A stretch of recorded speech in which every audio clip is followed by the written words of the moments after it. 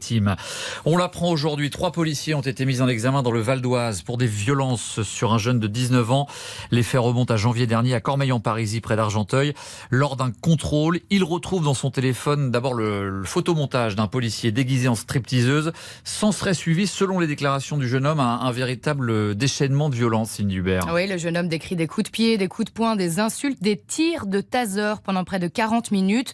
J'ai cru que j'allais mourir, dit-il. Il finit par porter plainte.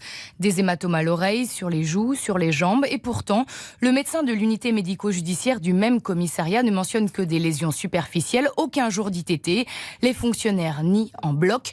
Mais le taser va parler, explique maître Ayak Nofou, l'avocat du jeune homme. L'expert va constater qu'effectivement, il y a eu une utilisation absolument anormale avec des déclenchements à de multiples reprises sur des périodes extrêmement courtes et notamment sur des périodes de plus de 5 secondes qui sont destinées à neutraliser totalement un individu, ce qui n'était absolument pas décrit par les policiers dans leur rapport d'intervention. Le témoignage d'un policier de la brigade fait également basculer l'enquête. Il était présent le soir des faits et finit par craquer.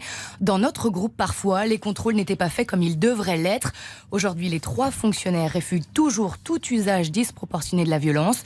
Le chef de la brigade, celui accusé d'avoir utilisé le taser, a été suspendu de ses fonctions. Merci Cindy Hubert du service police-justice.